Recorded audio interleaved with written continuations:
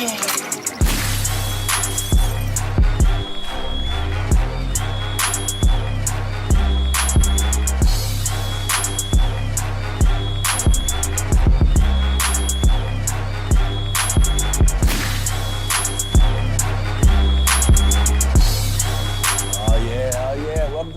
of Pierre's Panic Room. You know how we do it. Tell me I ain't got the dopest beat, y'all. Come on, that beat is flying, flashy. Damn, it's dope. All right, y'all. You know how we do. I got another dope guest this week. Every week I got somebody dope. Y'all in for a treat right here. Some street treat right here. Street treat, okay? So before I start my show off, you know how I do. I got to read the comments that my folks give me that y'all write in. So I got to pull out these random comments and see who says what. All right, let's go with this one here. This is about the T.P. Hearn show. He's talking about being in a coma. Ladybug says, wow, what a testimony. Thank God he's here to tell a story. I know that's right. Yeah, he went that coma, man. That was something else. So good looking out, Ladybug. I appreciate that. This is from the Cedric the Entertainer Backstage Pass. You know, the things I do now, I go backstage in some situations, concerts, and talk to people. This is my man, Cedric Entertainer. This person, C-A-P-O, Capo, said, love the work, P. Okay, now, all right, work. Okay, you right with that. I mess with you, Capo. Okay, Capo's good stuff. All right, this right here is from the Carlos Miller Show. Joni L. Trueblood says, love me some Carlos. One of my favorite comedians. Okay, but this is my show, okay? So I appreciate you loving him, but this is my damn show. Wear my name on here, okay? Damn who you love Carlos. I mean, Carlos cool, but damn, it's my show. You know how we do. All right, y'all. I'm excited about my next guest, man. From those of y'all who don't know, I'm from the DMV. That's not the car motor vehicle part, but this is from the D.C., Maryland, Virginia section. I grew up in the 80s, in D.C., 70s and 80s. And D.C. was a wild place, a beautiful place. Loved the place, man. It was just a wild place. It's where a lot of fashions first started, man. A lot of people don't know there's some flashy people in D.C., man.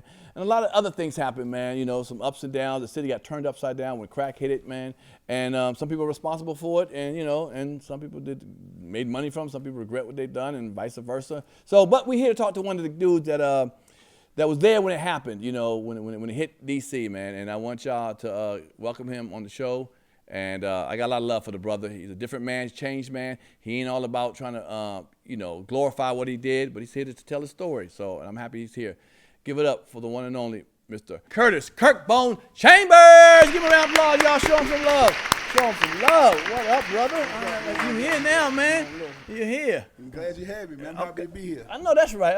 Look at it. Some people, when you walked in, they thought you was Rick Ross. We got Rick Ross on the show. No, I'm not Rick Ross, but we ain't at that level yet. But no disrespect to you, but you ain't at Rick Ross level. You know what I'm saying? We got Rick Smith right here right now. Yeah, get that right, man. Rick Ross look like me, man. I'm on Rick Ross. I know that. Rick Ross came on the porch, but go ahead, though. I give you that one. I love this man. Boy. Good man, though, my man. Man, let's talk about it, man. Damn, man. You like a DC legend, brother.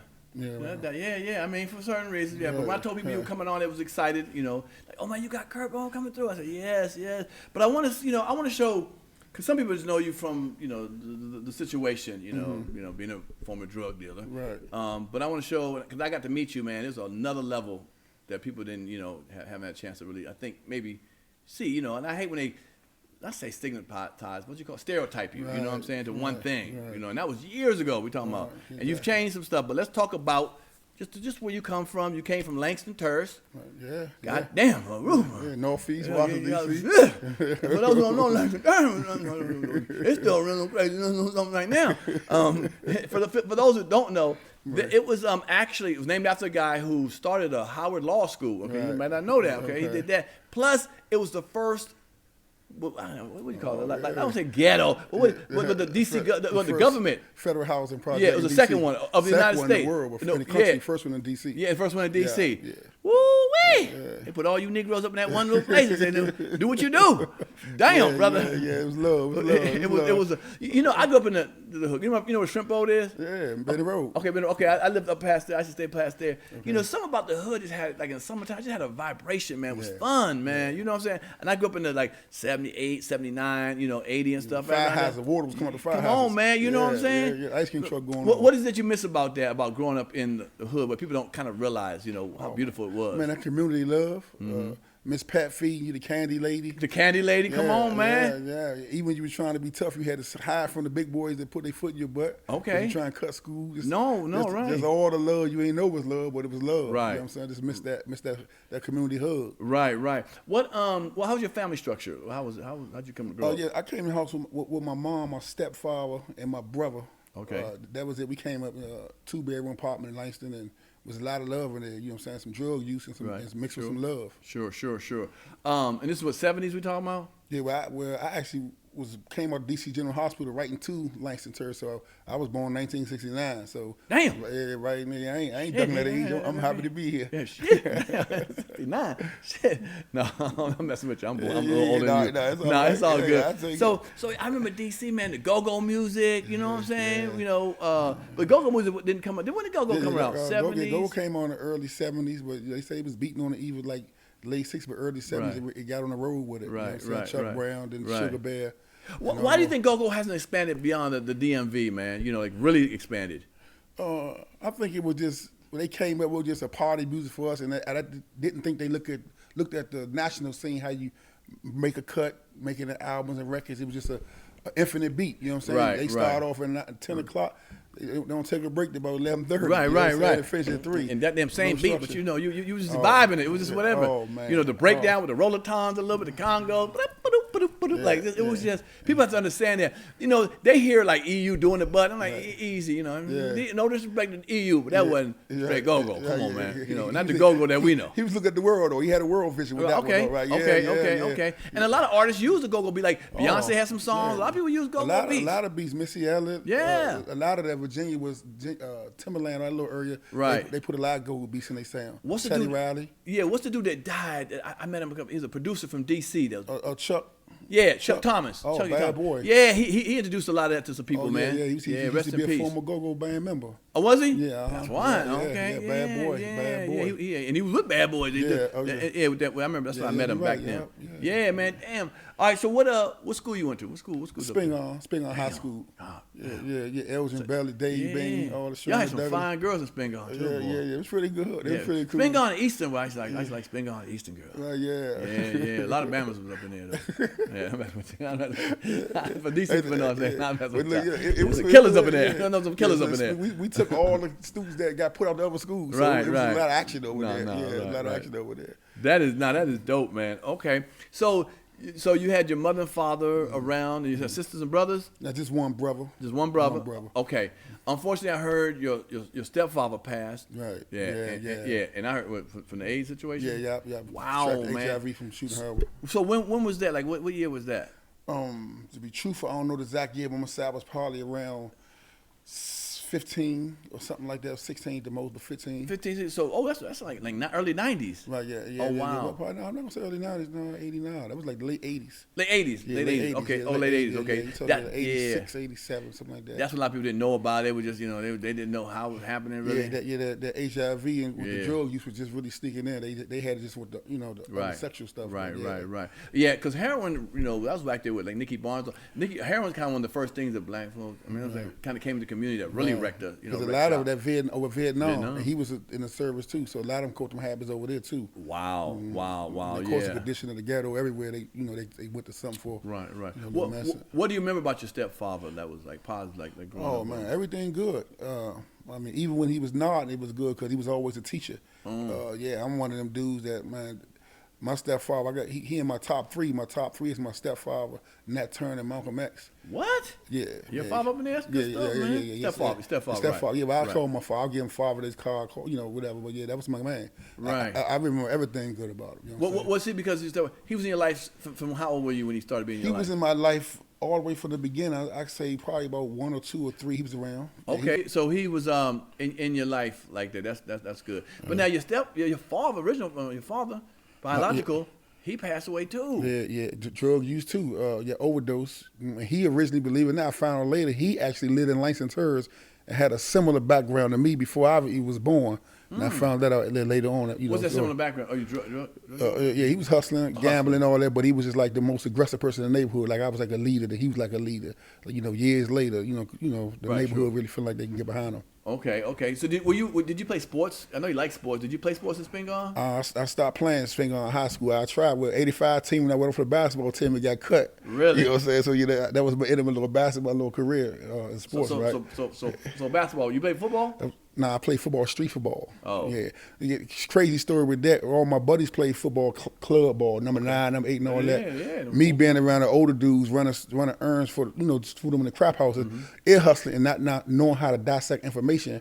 And they was playing number 9 Police Boys Club. So in my brain, I'm playing for the police. But it was just a name. You know what I'm saying? So I'm like, man, I ain't playing with them. So just being ignorant and ear hustling. Really. Yeah. Okay. What did your brother do? What did your brother do? Is he still around? Yeah, he's still around. Yeah, he drive a bus, but been in there for about 20 years. Had his little stint. Did a little bit of drug use, not no heroin or nothing like that. Right. No weed and little boat back then. How that shit go. Everybody smoking that. Yeah.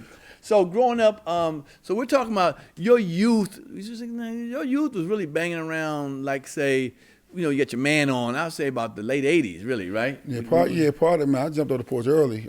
Damn. Yeah, I was supposed to early. 72, nigga. 3 years old. Diapers on. Oh yeah. No, I jumped off the porch early. Really?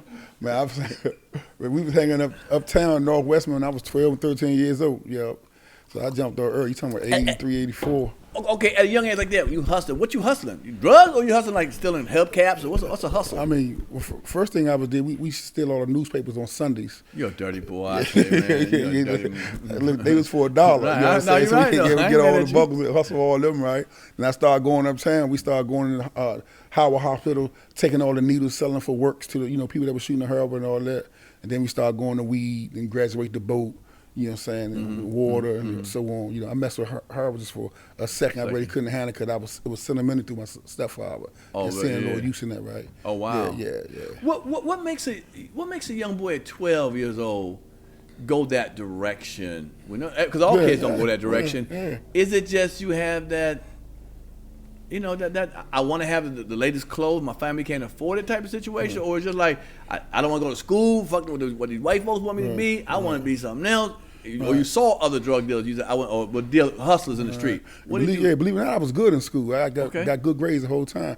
Like I say, when I was young, I did a lot of little hustling. I say legal hustling. Like I used to run the store for the crap house, in the pool room, and the golf course. We had a golf course, licensed golf course.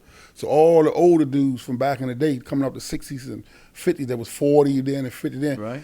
I used to be around. I was real intrigued with how they mannerism, how they talk, how they handle stuff, their story. So I was just like, man, that's what I want to be. You know what I'm saying? So it's like I got that influence from that, being around there. Then I already had a little common sense, and little buddies already followed me. So my mind just got caught on that. Right. Okay. And then we have crews. I grew up around there, so we have crews. A couple guys kind of think alike, one or two, and then that third one, and you get a little hustle, grab something, and tell two people, like, wait, you got them new cons, Chuck Taylors on, whatever the hell is back there. You know what I'm saying? New joints, and then they start wanting to join with you. Now you have a crew of 5, 6 people. 5, 6 people, yeah. Right. And did you feel like back then too, like you knew you wasn't going to real jail at 12, 13? Like if I get caught, they're gonna tap us, hand. And that early, I wasn't even thinking about jail that early. You know what I'm saying? I ain't look at the long term of it like that, right? When I started getting about 15 or 16, I started thinking about, because again, I heard a lot of conversations about the federal institution. There you go. Lorton. So I started thinking about that. Then I'm at that age, around 15 to 14 now, I'm physically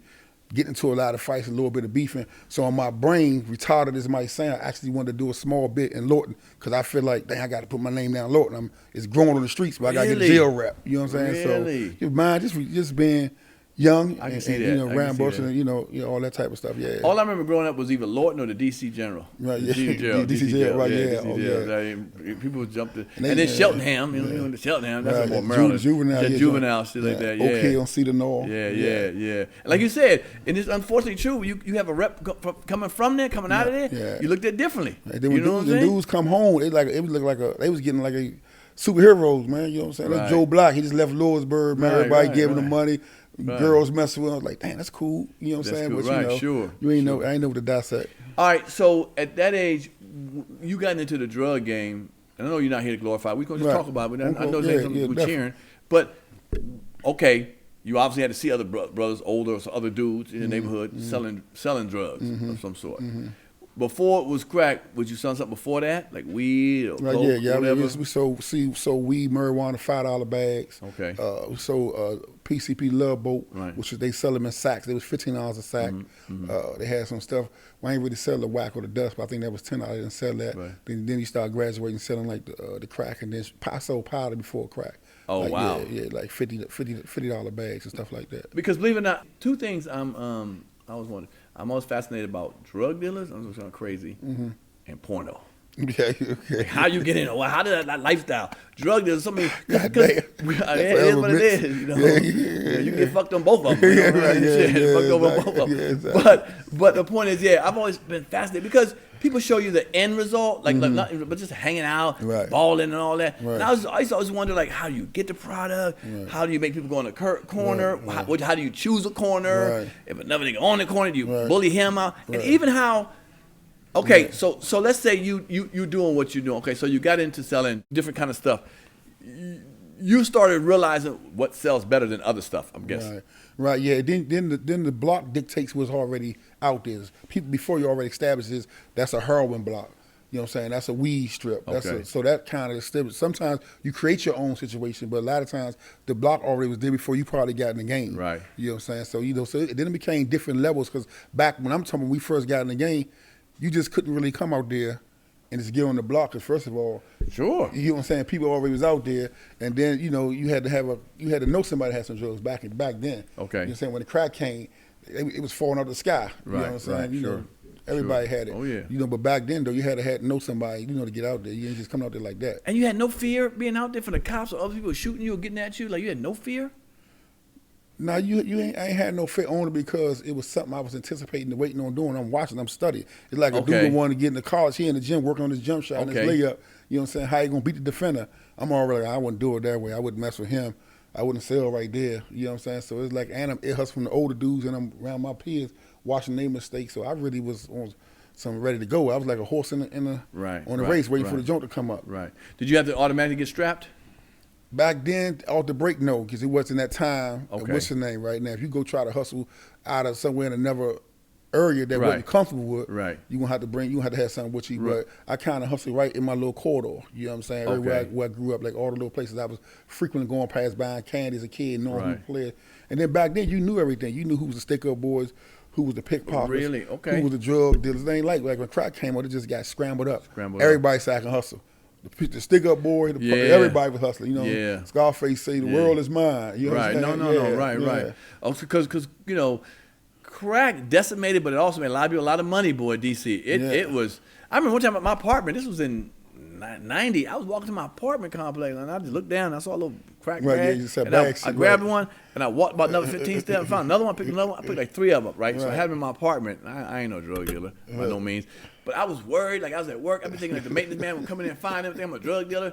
So I had him in my car, I hit him in my car, I'm driving, and I had him for like a week, nigga. I was nervous as fuck, 3 rocks. Hey, look, I ain't gonna lie, I took that much out, I just threw him out the window on 495. Fuck it, I ain't going to jail for these 3 rocks and shit. I'm gonna think I'm a dealer or some shit. You was dirty for 3 days, man. Okay, I was shook to it. That ain't my game, y'all. I ain't gonna say I'm a sucker MC when it comes to that, man. I was like, hell to the no. Right. You know, so then we'll move past that because we got a lot of other stuff to talk about that has nothing to do with this. But you run into the man, Rayful. Right, exactly. Was it, how do you run like you heard about him? Because when I used to go to club, the chapter and all that, and I saw Rayful, he'd be in the corner. My boys might go and say something to him. He had a whole bunch of dudes with him. Right. I didn't talk to him, ain't no bullshit. But I knew who he was. Exactly. So when you knew someone like that, is it someone else hooked you up with him and you was like, I need some work, I want to work, take it next level? How'd that even an introduction happen? Right. A couple of his childhood friends got transferred to Spingarn from Dunbar High School. Oh, okay. And they had got put out of there for being aggressive and fighting, whatever. And they came up to my school, Spingarn, and got into it with us. And we kind of got the best of them. So they went and, told Ray, and we kind of met from there. Like he was like he wanted to meet me. They was just tripping off the story how I went about. Something happened. People take it to the 20th power based on how the fight went and all that went. Sure. Yeah. They fought you because you were part of the tough crew in Spingarn, or you were part of selling drugs and they were trying to do the same thing? Right. No, I wasn't no drugs about that. It was just they came over there and they kept their same, still their same little, Huffy Bogart, and they got into it, some of my little men. So so we said we're gonna deal with y'all at 3:00. So it was kind of like a little introduction. Okay. You know what I'm saying? Then it's like the real short, not to go to the story because it's long. Right. No. When it was about to start off, and I was in between getting my little man to try to, take his little hand wrap off so he can rumble the guy.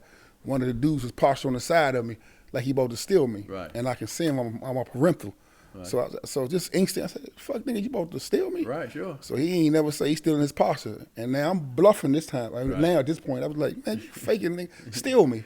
Nigga stole the shit out of me. Oh, wow. Okay. Right? Yeah. He stole the shit out of me right there. He stole me right now. I'm like, did this nigga really steal me? Right. So I think he just stole me, nigga. And he stole me again. So the second time after he stole me, I ended up fighting because my stepfather would say, whenever you see the man in the middle, you see three dudes fight the middle. Okay. So I now started fighting, and we ended up getting out on him. So what happened, when they went back and told the story, that changed too, man. That's a nigga named CurtBone. He be fucking niggas up, and he let you steal them. Oh, you know what I'm saying? shit. So that was like, that went to some Hercules shit, right? Right. Raven. I meet this nigga all the time. I was faking, and I didn't think this was going to jump out there because I Right, seen him sure. around the building. He already seen me do a few things, and he's with his buddy, so I thought he was bluffing. But he called my bluff on that, yeah. DC off the chain, man. I remember gritting, you know. Yeah. Gritting is when somebody stare at you for a long time. Yeah. Because, you know, you got about a 2 to 3 second look at somebody, and you better look away if you ain't trying to get, you know, if you just happen to look, you know. Right. But if you look at somebody too long, y'all looking, oh, nigga, what's up with you, man?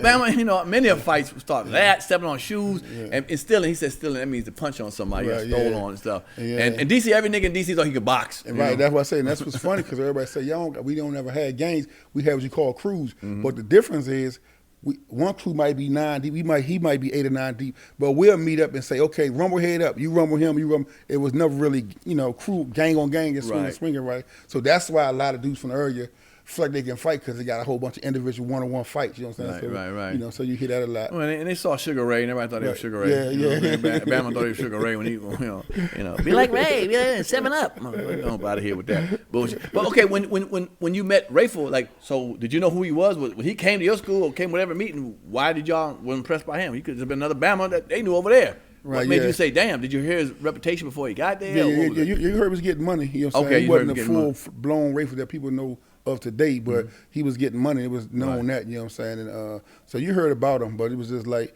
you know, I had dudes that I kind of looked up to as far as getting money, which they really wasn't on his level, but, you know, so I really wasn't overly impressed. It was like, it still was a neighborhood thing. We down there, we from up here. So, you know, after I met him and seen the charisma and the personality, it kind of hit off pretty good. Right. And so y'all just talk, and then next thing you turn around, he's starting to front you some stuff. I'm guessing that's how past the story. That's how it basically goes. Right, yeah, we talked for some hours. A House of Pancakes was what's his name. Come and see me. Right. You know, I went down there, and then that's where they came. Where he started fronting me some stuff, so I was able to get on. And with the young cats, we just believe each other, because you know. How do you know he wasn't booed or you? I know he had a rep, but how do you know other people, like you front somebody money? Like, how do you know that these people gonna come back legitimately with your money, ain't gonna get caught and snitch on you all that? That's a dangerous game to be playing. You know what I'm saying? It's almost like an honor system. You know what I'm saying? Yeah. Everybody that's in the game kind of came from the same teaching. Okay. And then you already know you can take somebody's stuff and don't pay them. You know, it's repercussions about that. You know what I'm saying? Right, sure. People going, and it's always back then.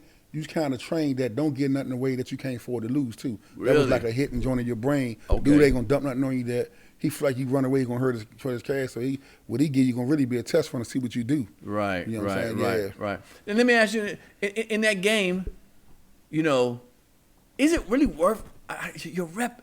Once murder come into the game, it's different than drug. Because I remember I used to hear the police say they'll let niggas sell drugs. Right. But once you put the murder game in, we got to step in and change. You know what I'm saying? Right. So, are you afraid? Let's say you fronted somebody. Let's say $15,000 or something, whatever. Right. And he bluffed on you. Right. You have a reputation.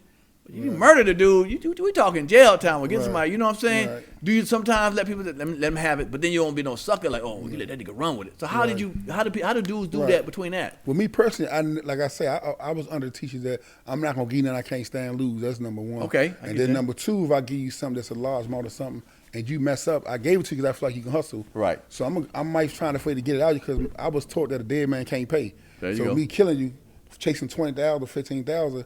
I'm gonna lose anyway. You know what I'm saying? So I'm gonna try to figure out how we can make it work and happen. If I think you can't make it go somewhere, I just cut you off. But if we can make it happen, we can figure out how to get there. All right. One of my last questions close to this would be two questions. One is, I think is it fair to say maybe that Rayful his shit was overblown? The white folks wanted him, man. Right. Because I remember him going to jail.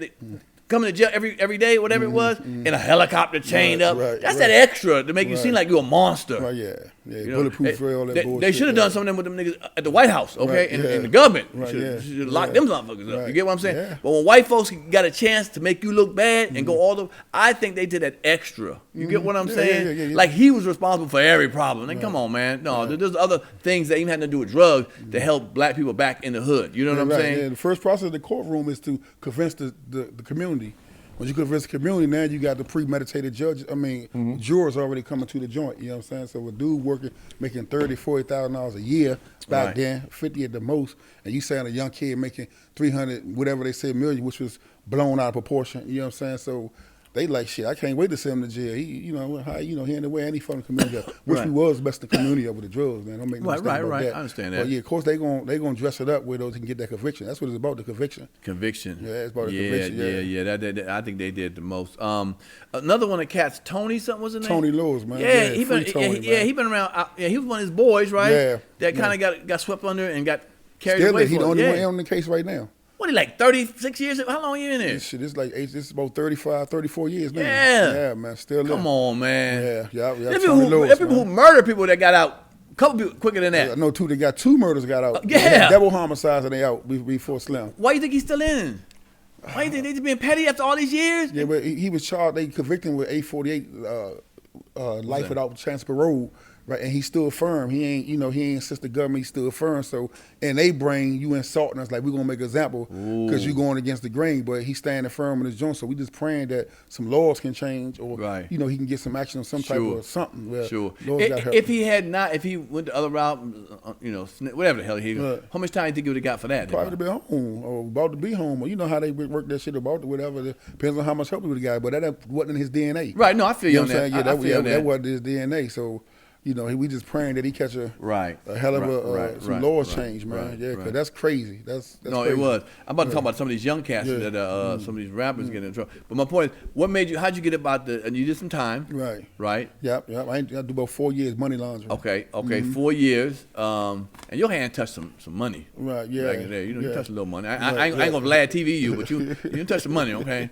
You didn't touch the money. So after that, being in jail, is that what got you saying enough, or did you took a while when you got out to say, because I know people are still looking at you like, yo, because 4 years ain't that much of a joint. Well, when I was in jail, I was looking at 35 to life on the situation I was on, with the case. So when I used to pray, I always tell God, look, give me an opportunity to get back out there, keep my dignity and my principles and all that. I give life a fair chance, which that's crazy negotiating with God, but that's how I was talking, right? So, and at the time, I didn't have no kids. I was like, I'm about to get 35 life with no kids. So when I came home, when I caught the break and was able to get money laundering, I said I had to try, keep my end of the bargain. Then I had my daughter, which is my oldest daughter, 29 now. When I heard her, that was a wrap. You know what I'm saying? And I really wasn't a one-trick pony. You know what I'm saying? It was just a dude was already leading the community. The shit was already in place. Right, you know what I'm saying? So it was a matter of just getting drugs and passing it out. Nice. Okay. Now, speaking of that, like these young cats, man, like let's talk about like Young Thug right now. Right, yeah. He going through it hitting it with the Rico, this whole crew. What like what you think about that? I mean, because some of them ain't some of them singing the songs. See, that was all. That's like all the way back over when we started. That's what they do. The government work like this. They can have 60% of their case.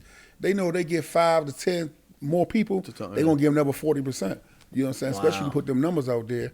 And it's like, man, they sophisticated in the way they play games, right? And a lot of people, especially this generation, they didn't really come with the teachings that we came from. We automatically knew what not to do. You know what I'm saying? When you go to jail, I already know, okay, they about to tell me to take my clothes off right here. They gonna check me through R&D.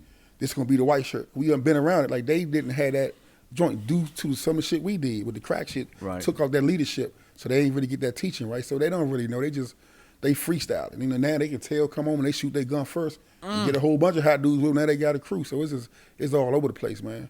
It's all over the place right now. Yeah, remember when I was growing up, rappers pretended to be gangsters. Right. Now you got gang members rapping. Right. Yeah. It ain't even damn. You know what I'm saying? Right. Because I see some of these videos. Everybody part of a crew. Right. They talking about the ops shooting. They ops got the guns in it, the money. And here's the thing I've always been pissed off about with YouTube or whoever. YouTube will let you do all that, show guns, talk about your ops, and these are real situations. These ain't like fake stuff. They be like, I shot the nigga Oak Street 2 times to the head, and then somebody died on Oak Street 2 times to the head. So they ain't acting like they gangsters. They telling themselves basically. They up there telling. And YouTube lets them play that all day long. But let me say I slap a gay person across the face. They'll yank that thing off so quick, real quick, and stop my money and everything. What's up with that? What's up with that, YouTube? What's up with that? The hell y'all going on? The black young brother can say what he want to. They killing himself, shooting himself, hoes, bitches, all that stuff. Once you say, I'm going to push a homosexual's head in, they're like, whoa, doggy, well, that thing's all wrong. Let's cut that out. But I wonder why not, man. A little form of genocide. Man. That's a hell of a question. You know what I'm saying? I might have to cut this out of my show. Hey, look. You know, with the society move, man, you know, the big people, they're called the 2% of the world, right? When they make their moves, they be 50 years ahead of the game. You know what I'm saying? We be trying to figure out that year, they be 50 years ahead of the game, so you can't figure them out, man. But what do you feel about these young rappers rapping about the stuff they doing, man? Like what would you tell it? You know, like, come on, get the life already. Obviously is not smart, but I like to say when people say, man, rappers getting killed, it's a reality there, but I also feel like street dudes getting killed that happen to rap. You know what I'm saying? So I think that's what I'm saying. That's what I said. So they really just telling their story now. That's marketable to their little audience. Like I mentor, I do that type of work. Okay. So even when you talking to the young dudes, they might feel like they'll say, man, Pierre faking, man, he don't got but one body. Like they need multiple bodies. And then you got young girls who they trying to impress. They impressed by the dudes who they know really cut out the work, right? So the time of day just real wicked. It's really, really hard to really figure out. You just got to keep on hugging them and just try and speak their language because it's a hard joint to figure out, man. You know, a kid, you kind of said that, but a kid said something on social media one time that caught me like, ooh, man, caught me to shut my mouth a little bit. He was like, man, don't talk about these young kids. You know, my generation, he was like 19, 25, whatever it was in that age. He said, y'all was the one on crack and shit when we was babies. You ain't guide us. And I was like, ooh. Well, I wasn't on crack, but I feel what he's saying. You know what I'm saying? We blaming them, and then we wasn't even the parents around doing this stuff. I was like, you know what? Yeah. That's law. Yeah, man. It's a shame, man. I hate the way sometimes the black community is just decimated by drugs and just shooting, just the mentality of us sometimes, man. You know what I'm saying? What is cool? What is hardcore? What's real? Like you got a job every day. They ain't feeling that. They just, I see the gentrification is real. I'm in D.C. Where they pushing us out? Where we going? Where the black folks going? They pushing them out. I see white folks walking dogs, jogging in places they would never jog back in the day. Oh, man, they on Benny Road. They walk in the alleys. They everywhere. And nothing ain't happening to them, man. I ain't trying to say nothing shit happening to them, but they comfortable. They there. They there now. Yeah, they there. Yeah, because they ain't no problem with snitching, okay? We might have no problem. They ain't got no problem with snitching. Man, they got lights in the alley that wasn't on for 30 years. The alley's bright as the streets right now. Police double parked everywhere, so now they there. What do you think? Why do you think that we couldn't have done that? Lack of knowledge. Okay. You know what I'm saying? Lack of knowledge, man. I think as a community, we just was lacking knowledge on a lot of things, and I don't think it was purposely done. I just think that our ancestors before didn't have the information. You know what I'm saying? So it's like just a lack of knowledge. Then the ones who did get it was passed down with the syndrome is, man, I'm gonna keep it to myself. I ain't gonna share it. So we just battled with a whole bunch of stuff, a combination of just bad history with myself. Right. No, because I used to mess with a couple of thoughts on Florida Avenue, boy. Back in the day. Girls had 4 steps, two of them was missing. They got to run and jump up in their fucking house and shit. They had the best action though, right? Yeah.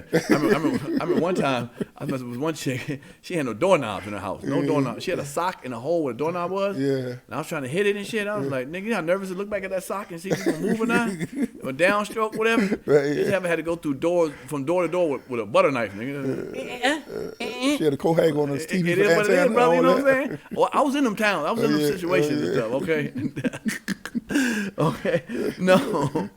All right. So the youth and some people. Where we going at with people? Let me talk about something that just recently happened. Okay. How you feel about that Sierra situation? You're a brother from the streets, you know what I'm saying? We was talking on the way over here. I didn't actually say she wore a villain dress or something. I didn't see it. Okay. But I've been watching a little bit of how, with her and the guy. You know what I'm saying? But I haven't seen that picture real quick. Yeah, I ain't seen it. I'm gonna hear what you got. A street dude. What a street dude gonna say? Okay, damn that. Okay, somebody get that Sierra dress. Well, basically what it was she basically had a dress on, it was see-through, like damn near like fishnets. And she had a little what do you call that thing? No, give it to him. Somebody give it to him. Yeah, we're going right on the set. Yeah. Show them the one with the reaction. I got a queen giving it to me, so now I can't get my real opinion on it. All right, look at that right there. You and your woman going out in the streets like that, brother, party. You see what it is? What is you and your street? You a street dude? What you do? What you do? And that Russell Westbrook, you know what I'm saying? He, that's crazy. Russell Wilson. Yeah, this crazy. Yeah, this crazy. Well, I met the outfit. I thought Russell Westbrook wore her outfit. Okay. Yeah, man. That's crazy. So yeah, okay. So could your lady do that at a little party? You know what I'm saying? Yeah, I don't think no dude that's an alpha gonna let that woman do that. You know what I'm saying? That ain't gonna happen. Right. Alphas ain't going for that. But women nowadays want to express themselves, man. Who you gonna hold that down? You want to express herself. I mean, look, I was raised by women, mother, grandma, aunt, and all that, right? But I still think there's limitations when it comes to certain behavior. You know what I'm saying? At the end of the day, the man, I think they should lead. And I know male chauvinist or nothing like that. Right. But that's a representation of you. Right. You know what I'm saying? So dude smack her or palm it. Damn. You know what I'm saying? You got to address that. Right. You know what I'm saying? That's what I told the woman. I said, guys got to, say certain things. I mean, you walking with your girl, God, damn, oh, shit, damn. Yeah. And and then she looking at you like, Right, yeah. If you don't say nothing, you on some sucker ass shit, my man ain't saying nothing. Yeah, she in the kitchen cooking to me. He heard him talking and he ain't say nothing. Exactly. And then the nigga got in a fight and got 2 shots to his head and shit. Right. She's like, oh my God, I got a picture, let me tattoo him on my back. Bitch, damn that tattoo, fuck that tattoo. That dress got me killed. You dirty motherfucker, you know what I'm saying? Damn that shit. All that bullshit. So Sierra? Yeah, come on. But Sierra's fine now. Get the body for it. Yeah, she's beautiful. Yeah, but it's just, it's just the fact, we was wondering about how people flow with that. All right, so I believe, but she's show business, just like my man did, dude, Jonathan Major, when he wore that, that outfit with the boots on the cover with the Ebony magazine. Right, he was doing the most. I mean, the outfit, the pink, dude. What's up with that? I mean, Yeah, man. Yeah, I mean, what? Come on. Man, people doing everything for them checks, man. They want them residual checks, man. They do everything. Is that what they doing? Yeah, they do everything for them checks. Okay. I'm still tripping on Sierra because I was, now you can look at her no less, but just think about her such a different light to see that in the public like that. That's some coming to the house after work. Surprise you look. Right. She got a red carpet with that, huh? Right, no, she got dead everybody seen. Yeah. And I feel yeah. But nowadays, people get to wear what the hell they want to wear and do what they want to do and shit. Yeah. So, all right, I'm gonna play a little game called word association with you, because you knew a lot of people. Okay. You know what I'm saying? A lot of people. Okay. And just give me a little bit what you remember about these people in your time when you hung with them and been around them. Okay. First of all, I'm gonna give my man. I didn't know you was really cool with Byron Leftwich. He coaches. He's calling me every day. Yeah, he's coaching Tampa Bay. Tampa Bay with Brady and stuff. Right. Quarterback. Yeah, hard worker. He played baseball just as good as he played football. Mm-hmm.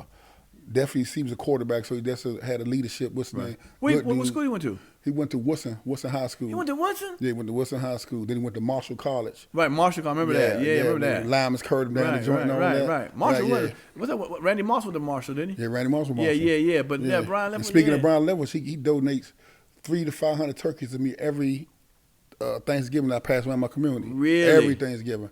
Now, y'all were friends when you was in the game? Nah, we was friends when I had the clothing store all day. I used to give him clothes when he's coming up. You had a little Madden store going on back in the days? Yeah, all days, man. All days, man. Yeah, okay. 25-year anniversary. Oh, really? Yeah. I ain't never went around there. I was gone by that time. You were coming that far over the bridge? Yeah. All right. One of my favorites people of all time, especially in the business, in sports, Allen Iverson. Oh, man, that's my man. I mean, I'm want to grab his little neck because he supposed to, on my show, he supposed to did the first dude did my show. Oh, really? I'm on my 25th dude, and I still ain't caught him yet. He up the street at MGM, right? But, man, good dude, man, loyal dude, unbelievable, passionate dude, man. I hate to see some of the trials and tribulations he went through from being overly a good dude, you know what I'm saying? But, man, you talk to him, we talk 2 and 3 or 4 hours at a time when he's in the playoff. Right. 2001, he getting all that money from Reebok. He went all days on the podium. Really? Yeah. Oh man. Yeah. I didn't know that. Yeah. Oh man. Slim was a good dude, man. We talk about 2 hours. Gonna be some Dan and some tears, man. Right. I can feel that. Yeah. Good dude, man. Yeah. Passionate. Dude. The hood loved him. Yeah. The streets loved him. They say streets. Yeah. The streets loved him. Yeah. And I remember one time he was the only player on the 76ers that the owner Pat would let him wear his hip hop stuff after to the press conference. Everyone else had to be suited and booted. I don't remember that. With shirt and ties, they let Allen Iverson wear what he wanted to wear. That's why David Stern or to put the noose on, or whoever was the last commissioner, because all the players start emulating it. So everybody started coming lackadaisy. So they was like, we got to suit it up. You know what I'm saying? But yeah, now Shorty did what he want to do, man. You know what I'm saying? And he was an icon, man. He started wearing braids. Police started wearing. You started seeing police people with braids. Come on. You know what I'm saying? He started posting them braids. You know something funny? You're a handsome little young man. Right, yeah. Man, them ugly niggas was wearing braids, think they gonna look like him. Like, hold on, player. The braids don't make you handsome. You look like Allen Iverson. You know what I'm saying? You like Edgar Allan Poe. Hell no, brother. You're terrible looking and stuff. Right, but you know what I'm saying? People started wearing braids and stuff, and you know, and to get that shoe deal. And he came from a situation down Norfolk area, Norfolk Tidewater, around there, and got a little problem, a little trouble, and then he had to persevere through a lot of stuff. Yeah. But that ball handler, I remember seeing him in Georgetown. Mm-hmm. I went to see one of the championship games, and I think it was in Atlanta, maybe the East, a Big East championship, whatever it was. He was playing with George. I remember it's kind of crazy. I'd never been to a game in like a football stadium where they have half of it cut off and stuff, and you could see it look weird. You was at Curry Dome. Where was you at? You remember? No, it was in Atlanta. Okay, whatever Atlanta had was big. Okay, I think it was Atlanta. Final Four or something. Yeah, one of the Final Four. He was killing them too, boy. He was shit out of them, boy. I always think that to me, he should be higher on the greatest player names because he was small, whooping ass. Right, yeah. Hey, no disrespect to Kareem Abdul-Jabbar, but when you 7, 8, whatever it is, come on, you're supposed to take care of the game like that. But when he was damn. I saw him in a club one night in Philly and stuff. He's about my size. Right, yeah, small, And it's funny. Every time he walked someone to the right, he had about 7, 8 girls with him behind him, just walking. Oh yeah. He went to the left. I was like, damn, he wasn't paying attention to him. He was at the bar drinking. Had little ducks and shit. You know what I'm saying? Like he was Mama Duck or something. I was like, hell no. Yeah, he's a superstar. You know, I went to Cancun and saw him. Same thing. I had to become friends with him. I tried to give me a little side, little leftovers. You know what I mean? Look, I can get you to holler at. I know Alan. We call him AI at home. Right. Holler at me. I'm in the Marriott 1304. Holler at me and I'll get you away to Alan. Really? Yeah, really. Skeet. I don't know Alan that well. You don't know Alan that well. What Alan you want? Ray Allen? Gray Allen? Alan Palmer? Alan Wrench, bitch? I don't know what it is, okay? I know you want Allen Iverson. Damn, girl. You know what I'm saying? No, Allen Iverson was the man. Man. And y'all came out to, you went to a lot of games with him to see him and stuff? Yeah, got Philly, obviously the Wizards, playing all that, talking on the phone after playoff games. Dope, man. Good dude. And give me, I don't know if you know, you can say this. Did he, I heard when he came in the league, somebody took some money, put to the side for him, so when he retires, he have some money. Is that a true story? Yeah, but deal with Reebok, they worked out a deal when you get a certain, I want 50 or whatever, 40 something, they have a $30 million joint waiting for him, so he won't, in case something happens, right, sure. he fall back on it, I'm glad he's smart enough to do that, man, because a lot of players, somebody, somebody put it in place with him. Yeah, somewhere, okay. Oh, okay. So Beast did that for him back then? That for them? Okay. That went in the early 90s. What the fuck was Swiss Beast? Yeah. Oh, we talking about the first one. Oh yeah, we talking about back in the day when he got his initial one, the Answers. Yeah. He had a lifetime joint with him, and they ended up structuring the deal where he get a certain age, it'd be $30 million for him. Mm-hmm. Wow. Yeah, he got that back there. My man Q Gassy to run with him. He was like his little handler. I don't know if he plays pro. Q Gassy. He from the DC area, but he been up Philly. He do a lot of stuff from behind the scenes, NBA and all that. How'd you feel, man, when Len Bias passed, man? He was the next dude that we was really cheering for. Man, Len Bias was all that was our little DMV superhero. You know what I'm saying? Yeah. And when I was on Bennett Road, man, coming out by Rose there recreation, walking up, they say, man, Len Bias did. I said, he stopped playing. Right. I said, he died overdose.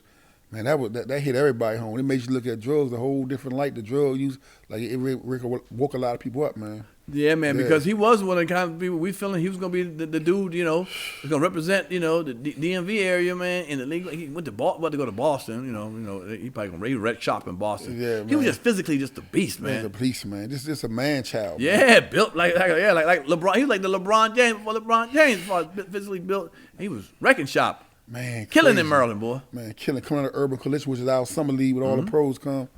Jacket, no shirt on, like a superhero. Right, official. sure. Just dunking on everybody, Sure. 2 or 3 dudes, man. It was just crazy, man. And that happened in what, like 86. 86. Yeah, 86. All right, if 86, I'm going to ask you a hard question.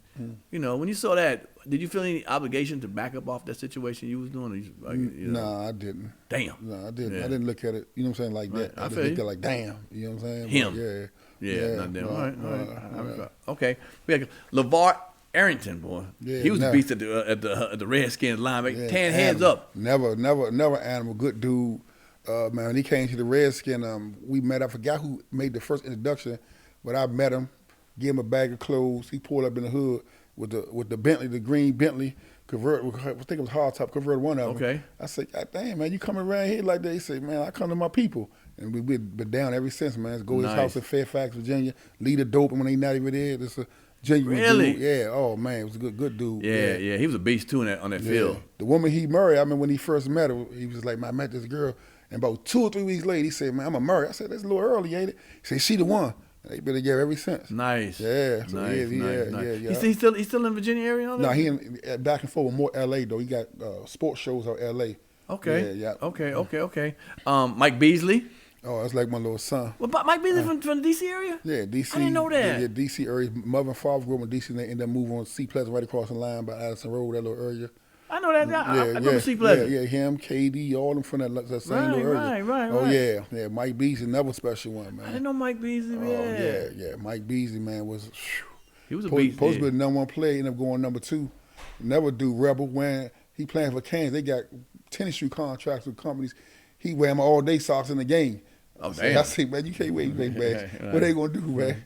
You know what I'm saying? But Shorty was just trying to figure it out, you know what I'm saying? Had a lot of little confusion with the family, was just trying to make it, still trying to play. Now I think going overseas and stuff like that. Now? Man. Good kid. Because he went, who did he play with in Chicago? He got drafted. He went to Miami. He played for Miami. Right.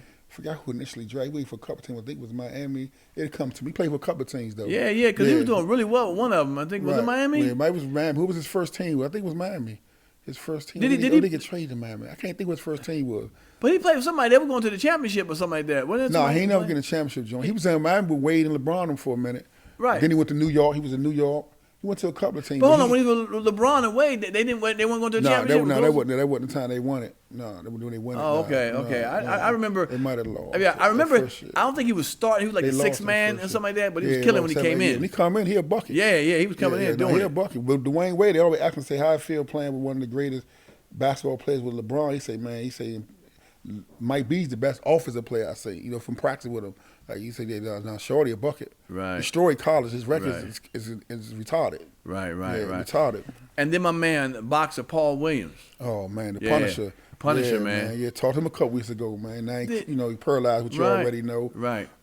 Fight hard, I met him because he came to D.C. His trainer, Mr. George Pearson, originally from D.C. So when they do their camp, they come to D.C. So, up and coming, nobody already know him, small camp. I just started messing with Mr. P and started putting clothes on him, talking to him, kind of mentor him when in the area.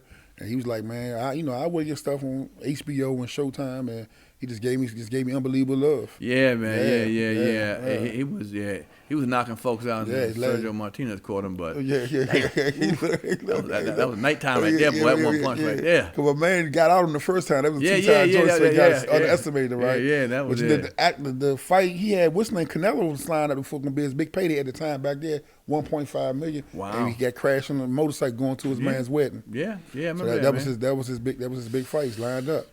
Well, I liked him, man. I liked him a lot, man. Yeah. All right, so what's some of the stuff you working on now? What you got coming out now? What you working on, man? What you doing? Right now, currently, man, I'm still branding All Days, clothing. Where can I get that? Where people can get that at? Online, All Days Gears, ALLDAZ gear.com. Also, I got my podcast, which they need to tune in to see you. We had a good time. Oh my God, we had a good time on this podcast. He got funny a dope podcast. Joint, CurtBone TV. They got like a little room, like a sitcom room and shit from the 80s or something, man. Shit, all kind of 80s stuff over there. I like that. Triple bean scale on the table. Yeah, he got everything on. I'm telling you, it was dope. They can tune and see you on that joint. That's also CurtBone, CurtBone TV on YouTube. So I'm doing that. Doing mentoring stuff. I got my own little nonprofit. So I mess with all the little, they call it aggressive guys, kids that's been in DC. Doing a little shooting and stuff like that. So doing a little stuff with them entrepreneur programs and trying to teach them how, right. Do that's good, man. To get back, I like that. Yeah. I like that. Well, you're known as a, a solid man. You know what I'm saying? Yeah. Ain't no flim flam with you. Yeah, appreciate it. So I gotta ask you a couple questions. I gotta ask you what you consider hoish or broish, bro? Oh no. Oh yeah. You know what I'm saying? What would a real straight dude do? What would a straight dude do? Okay, you know. And we going with somebody over 25 years old, a male. Okay, a male over 25. Right. And what's the first thing that hit you in the head? Don't be sitting there thinking. If you think too long, then I'm thinking. You know what I'm saying? That was time I got to do that. No, you got every time I say something, you got 3 seconds. I need your emotions. 3 seconds. Yeah, when I say something, you like, don't be like, well, let me think my homeboy does it, and my cousin don't do it. And no, bro, that ain't no real answer. Yeah, anything after 3 seconds, you lying. Okay, okay. You ain't really rocking it right. All right, here we go. Over 25. Okay, so over 25. A man wearing pink. What's up? Not bro. What's over? Hoish. Hoish. I go hoish. Hoish, nigga. Yeah. Yo, stop. Leave it all my pink shit. Damn. You too straight, nigga. Okay, man. Shit. I got a pink shirt I like a lot, man. It got to be October, man. Really? October? Pink is for October? Yeah. All right. Damn. Okay. Shit. I ain't got rid of that. Okay. Here we go. You ready? Yeah. All right. Split toe sandals. You know, in a minute. Yeah. What you talking about? Fly dudes only, man. Only fly. That's fly dude? Yeah, only if you fly. I can't put it off. You gotta be one of them fly dudes for that. I can't put it off. My what's toes ain't ready. What's a you a fly dude. Oh, I can put it off. Okay, you a fly dude. Dog, all that makes sense. Yeah, okay. Yeah. I'm a fly dude. My split toe sandals, my pink shirt. Okay, it's salmon. It's salmon. Shit, okay. Yeah. Oh shit. All right. Only fly. Okay. All right. So for you, it's a no go for your feet. Okay, no, I can't do that. Right, yeah. You got them hoods, yeah, them talents, Okay, shit. You get a pedicure at the blacksmith. Them horses and shit, nigga. Put them hoods up here, man. Let me put this hammer a couple times. Pour me on. I only go when it's crowded. I just pour it on. Damn, okay. I seen your feet before. All you need is shoestring, nigga. Fuck it. You don't need a shoe. Just put some shoestring around your. Okay. Yeah, I thought you had a little Timberland sign on the side of your ankle, nigga. I was like, hell no. Got some grips on them people. All right, it's all good though. You know. All right, here we go. All right, a tattoo behind your ear. Nah. What? No, what? I ain't into tattoos at all. No, I'm not against them. I'm just not into it. Not behind the ear neither. Right. But behind the ear, you would hoish and broish. The strong dudes, they can go in the arm or something. Right, but not behind the ear. No, little hoish with that. Little hoish with that behind the ear. Yeah. I leave my crew and shit. I think one of these niggas got a tattoo behind it there. Hey, hold on. Okay. All right. Street laws here. Okay, here we go. They gonna kill me on that one. Okay. All right. And this is everything. Right. Everything. I'm gonna say it real quick too. Yeah. Even buttholes. All right. Manscaping. The fuck is manscaping? I don't know when you shave all over. Nah, don't shave all. You don't need to shave all over. You don't need it? Nah. How much can you shave it all? What you shaving your gun for? What you doing that for? Make it look bigger. Shit. Take out the grass, nigga. Cut that grass down a little, nigga. Okay? Hey, no matter how you make it look, it's gonna be the same. It's gonna do the same work. Nigga, it looks deceiving. You know street code. What shit look like? Nigga should look a little on top over there. We ain't going over there. It might not be. So no shaving. You had the same hair on your body since you was born. Hey, look, man. You ain't scared of raw. You come out there butterball nigga like that, man. Right. Keep the lights off, man. You know what I'm saying? Damn. Okay. So he say no shaving. Not in the gun area. I don't see the purpose of that right there. You don't see the purpose. Okay. Balls can look like motherfucking coconuts and shit. You don't give a fuck. Scratchy and shit, all hairy, tangled and shit. I hear you. So some girls gotta suck them balls, man. They don't want their hand in their mouth and shit. Shit. I bet you most women don't mind if you manscape. Trust me. They come to sucking, yes. Got hairballs and shit fucking with CurtBone. Hell no. So they said ugly hair bump. They gonna say, what you got? They gonna think it's something else. True that. Hair bump. Okay, alcohol, nigga. Okay, get some alcohol, motherfucking shit. Okay, they got that 10 skin, nigga. 10 skin. All right, shit. Woo, boy, I tell you, boy, you rough over here, boy. You rough over here. I love it. All right, last one. All right, facials. Facials, get creams and powder and all that. Oh yeah, no, that's cool. That's good. Nigga. Picture name, nigga. You can do a facial. You laying in massage your face, put cucumbers and shit on your face. Yeah, you can do a facial. You good for the facial? You can do a facial. Man. All right. We do a little thing here called IG creeping on the show. IG CurtBone. Yeah, that's where we go to your IG page and we look at some pictures. You know, I get my crew to pull up some pictures and see what it is. You know what I'm saying? Right. I wonder what was you thinking? What was cracking? What was happening? All that good stuff. Okay. So I want you to get ready. So when I show you these pictures, I need you to let me know. You know what I'm saying? You on my CurtBone page or my All Days page? Don't worry, I was on this page right Okay, here. on the This page right there. here. This old school right here. Oh, hell no. Who is this nigga, okay? That's a no-no, nigga, okay? That's hoish, nigga. I know, no disrespect to your boy, but you don't do that in front of some niggas. Damn, that nigga. Who is he? That's my man, Boo. Is Boo still around? I was on the forward earlier, man. Okay, well, Boo need to stand up, nigga. Yeah. Oh, Shalimar picture ass nigga. Oh, Jeffrey Osborne picture ass nigga. Damn. Yeah. You know, I fuss with this right here. After that, hell no. What was that going on? Okay, Curt. Okay, this was shit. What was it? Was it a classic? Yeah, we had a party. I had a party. At a party? Yeah, hotel party. Okay. Yeah. You ever know it's always in black shit? We always have a car behind it in the background. Yeah. What the fuck is that? Chain. Okay, a car back there. You know, black folks love the damn car back there. Are we with everyone still with you? Yeah. All good. Oh no, my man with the black one, Cam, he got murdered in the early 90s. Shit. Oh shit. Yeah. This the crew you was running with? Just Kevin was top. That's my man. My man booting down low. Okay. Danny been down. We was locked up. The guy met him in jail. Which one's Danny? On the hands on his knees. Oh, okay. The green. The Okay. other dude was standing up. That's the owner of the store. We Are One. Oh, is it? Yeah. Okay. Yeah, I thought y'all just stopped past Cavaliers or H&H. H&H and shit, you know, on the stores down there. Or Cavaliers. People know in D.C. know what it is. Maybe Chess came with this nigga shit. Okay? Merry-go-round ass nigga with that shit right there. But you was doing your shit, so I know what no merry-go-round and shit. Fuck with shit. All right, what was the next picture? Let's see what you're doing in the next one. Woo! Yeah. Clean like a $80 bill. Boy, look at you, boy. You hurting him with that one now. Okay. That's the 50th. That's my 50th, man. That's your 50th? Yeah, that's my 50th right Nice, there. Yeah, nice. that's my 50th. What, the picture about 12 years old? No, 4. Oh, 4. Yeah, 4 years old. Now you cleaning that one. I like that. Is that velvet? Is that velvet? Little velour, man. Little velour. Okay, my bad. All right, let's see what the next one is. Oh, this my man. Well, come on, Kevin Durant, a baby. So you really knew him? Yeah, King. That's when he's in high school. Yeah, he played in my team down the summer league. Wow. Yeah, in Bury Farms. Did you know he was gonna be nice back then? Hell yeah. Yeah, he was He killing was a it pro back when then. you first seen him. Really? Oh yeah. Cause he looked every bit about what 17, 18 right there. Yeah, about 16, 17. Right before he went to Texas. Yeah, about 40 right there. Shorty was a machine. He was. I know that's right. Yeah, machine. Yeah. Wow. Yeah. That's dope. That's when niggas wear them long ass t-shirts. Get that. Don't you ever do that again. I got damn long ass. All right, what's the next picture? Okay, okay, y'all next level on this one here. Yeah. Okay, this one the 50th. No, this was this year the mayor's ball in D.C. Nice.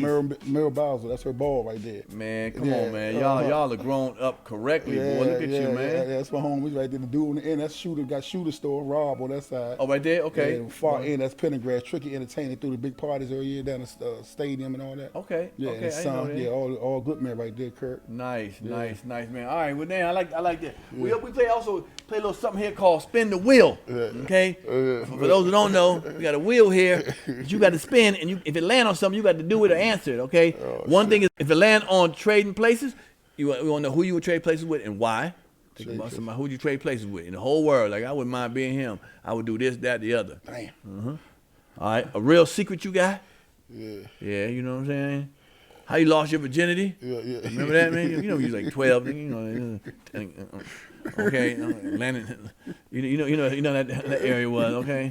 A celebrity crush call. That means you got to kind of like pick the phone up and call somebody you have a crush, like a celebrity. You know, just be an actor. I want to see your macking game. You got a minute to get her over to your house, or you get to her house and see how you work. So think of who you got a celebrity crush or whatever. You know, you got a lady, but just act like you know what it is. We acting here. All right, something you want to get off your chest? There'll be something on your chest you've been talking about. You want to talk about it to the camera and let people know what time it is. The biggest lie you ever told. Now, I'm going to let you repeat any of them stories you just told me for the last hour, okay? That'll work, motherfucker. I don't believe half of that. Okay. All right. So this is what we're doing. So y'all ready? Trade joints, man. I know. Hold on. Y'all ready? Give me a drum roll. Get a drum roll. Come on. Go on, spin this thing. Go on, spin it. Oh, okay. Yeah, you got to spin it. Yo, come on. Give a DC spin. Oh, what the hell is that? Oh, man. Oh, you know what? Damn. Real. It's real. Damn. You lost your virginity, man. You can do the real secret. Lost my virginity. Come on, man. Tell us about it. You got 2 minutes to tell me. Explain to me. Okay. So you was a young buck, right? Yeah, Young buck. So explain where you was at. How was the day, the weather, you gotta get right to the booty. Who was she? What's up? You ready? All right, player. You remember, let's go back. So what was it? Yeah, I think we was uptown down there by 14 P where the hookers be at. Damn, hold up now. This story gonna go somewhere different. Yeah, that's where I lost it at, man. We was up there being out of control, out of the neighborhood. How old was you at that time? I was probably about 12 or 13, something like Damn. that. Yeah, it was going up there. And, went in the little room, gave a couple of hours, man. And, it was real quick. Really? Yeah, real quick. We just high five when we came out of there, man. You felt like a man when you were having? Yeah. I was humping before then, but ain't no real action. Right was it a black girl you got first?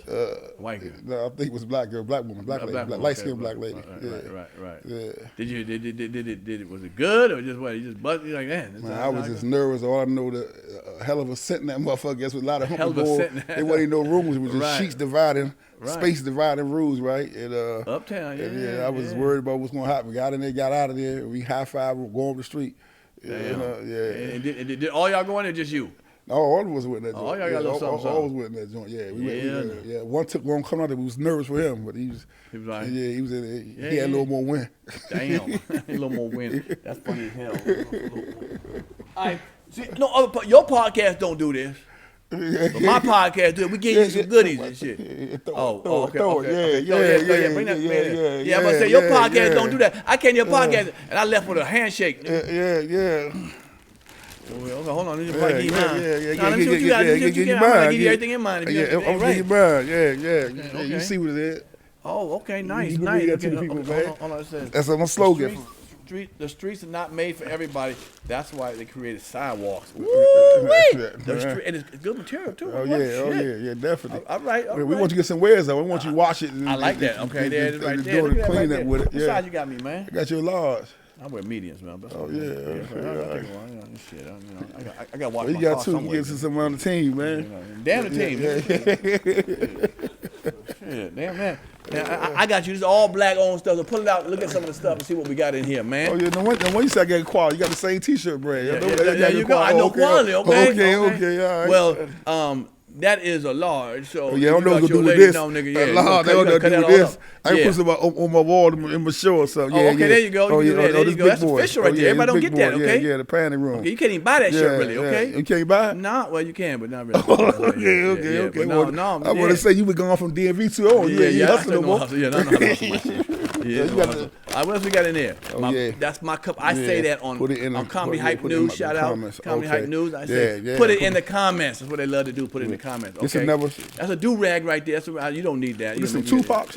Yeah, well, it can be. Yeah. Okay. All right. Do something with it. Boopity boop. Whatever. Yeah. I'll put a twist to that. That's a dope game right there. It's a trivia card game. It's from Comedy Hype. Comedy Hype. Yeah, comedyhype.com/shop. You can purchase it, man. There, man. It's about black sitcoms, black movies, anything urban that has comedy, into it. Like a questionnaire. Yeah, questionnaire. You can put your friends and stuff like that when you're smoking cigars. Damn that Uno game, okay? Right. Or that damn poker and shit. Play that sometime with your friends and folks, man. How they can find us? Their website? Yeah. It's right in front of here. Okay. There you go. Then that's my book, Make It Official right there. What that say? Yeah. My 100 homies. And phonies. What? Of where? Hollywood. Of Hollywood, brother. I met some homies. You can write a book like that. So we're going to get you real fast. Who phoned on the cover? Man, shit. You gonna leave that I'm a hustler. You got to read it. Okay. Oh, yeah, I appreciate this, man. So I appreciate this, man. Yeah. Come on, make sure I sign it before you leave, man. Yeah. I definitely sign it, man. Yeah. Yo, CurtBone, I appreciate you coming here, man, throwing us knowledge, man, and telling us, your journey, brother. You know what I'm saying? Yeah. And to show the redemption, man. Right. Because, you was heavy in them streets now. Yeah. Okay, heavy in them streets. And to get where you are now and survive and, That's all God, you know what I'm saying? There you go. Yeah, God takes for fools and babies. I wasn't a baby. Right. You know what I'm saying? So you know how that go, man. I definitely appreciate you having me. No, without a doubt. Without a doubt. What would you tell young cats out here that feel like, man, I want to get in this, man. I want to do this. Man, this is what I tell a young cat, man. Even for real, so older cats, but more so young cats. The number one goal when you leave out the house every morning is to make it back home. That's the number one goal, right? People always say the number one goal is getting the bag, but sometimes chasing the bag won't allow you to get back home. So I'm saying number one goal, man, to get back home.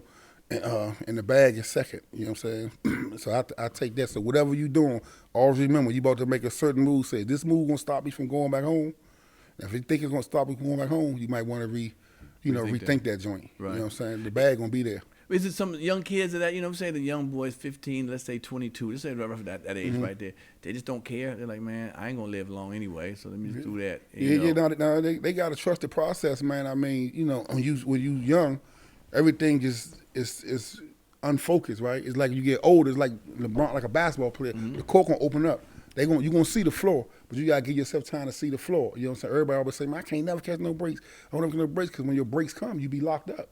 The breaks come, you just don't be here to get them. You know what I'm saying? So you got to realize who you are. Don't let no peer pressure hit you. You know what I'm saying? People going to judge you and treat you how you act, how you walk.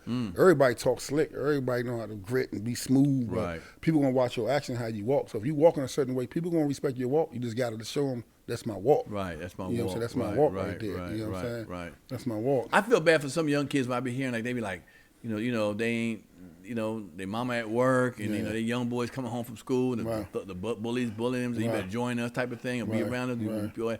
And some of them, they just succumb to that. They don't really. Majority of kids don't want that. They don't want that problem. You know what I'm saying? Being, drugs and all of that lifestyle. You know what I'm saying? Yeah, and it's tough though. Like I say, because the work I do, man, sometimes you go in their houses. And it's nothing in the refrigerator. I don't mean like when we ain't had no food, it still was peanut butter, jelly, syrup, and bread, cheese. Sure. Like they don't have no joint, right? Wow. The game they playing on TVs, they killing. The music they listen to, killing. You know what I'm saying? So when they go outside, they hungry, all they been listening to destruction stuff, they gonna move that type of way, right? So I just tell you, man, just try to, as you're a young person, don't be scared, afraid to ask for help, because as black men and women, we very prideful. Right. You know what I'm saying? And don't be prideful, just ask for some help. You know what I'm saying? It's right in your community, your neighbor, somebody want to help you. Sometimes they just be scared because you're young, they looking at the news. Right. But nah, man, but definitely, man, ask for some help. People want to give it to you. That's real. That's real. Yeah. Especially older generation. They definitely, man. Because, we do love each other as black folks in the community. You know what I'm saying? We have knuckleheads and all that, but if you come to somebody with you, honestly, say, man, I need help. I'm going to get out of this situation. Right. Majority of the people going to help you, man. And the first 5 people might don't help you. Don't stop. You got to keep knocking on the door. You got to keep going. Because people see you want it, they gonna get to you. You know what I'm saying? Right. People like me that know we fucked up. You know what I'm saying? We want to help. But there's a lot of people like me, they might, how can I help? But they don't want to come in the front line because they look at the news and hearing all that other stuff. So, man, you just got to ask for help, man. And people out there that got means to help from a distance. You know what I'm saying? You ride past the hood, get somebody moving a couple of dollars. Right, sure. You ain't got to go adopt no kid. You ain't got to go in the hood and hang in the box for the Murray week, but you can help them some type of way. You know what I'm saying? So, everybody got to come together. Man, that's good, man. That's good. I appreciate that, bro. I hope these young kids that can hear. Somebody got people watch me, or at least pass it down to other people, man. Other folks ain't gonna help us. We gotta help ourselves. We gotta help ourselves. We gotta help ourselves. You know what I'm saying? It ain't even set up for other people to help. You know what I'm saying? So you got to, get the help from the community first, and then spread it out. Look for other help. So it is what it is. Man, CurtBone, thank you so much for coming through, brother. Yo, y'all saw my man CurtBone. You know what it is, man. Hit him up. Let people know where they can reach you at on your situation again. Yeah, you can reach me on Instagram, CurtBone, CurtBone_DC. And you can also, my YouTube channel, I said it earlier, CurtBone TV. And I also got a all days ALLDAZ gear on Instagram. And I respond to everybody who DM me. I don't get to you fast, a lot of DMs, but I'm going to get to you. You know what I'm saying? I want to, you made that time for me, I'm going to respond. I appreciate that. Y'all, there's another episode of Pierre's Panic Room. You know what time it is. If you like that show, if you like this show, hit the subscribe button or the notification bell. Boom, there it is right there. Hit that, man. Come on. I love it. We got over 100,000. We're going to keep on going, man, because of you. Y'all help me out, man. Holler at me, holler at y'all, and holler at my folks over there at Comedy Hype, man. Check out, support them, man, because they're supporting me, y'all. Thank y'all so much. I love y'all, and I'm going to see y'all next time. And put it in them comments. Let me see what y'all got to talk about my man right here, all right? There it is right there. I'm CurtBone, and I survived Pierre's Panic Room. Turn me up a little bit.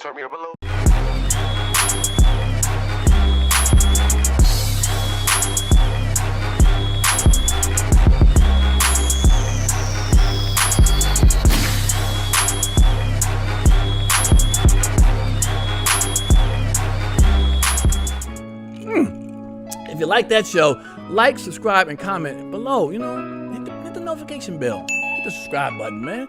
We want you around. Appreciate it.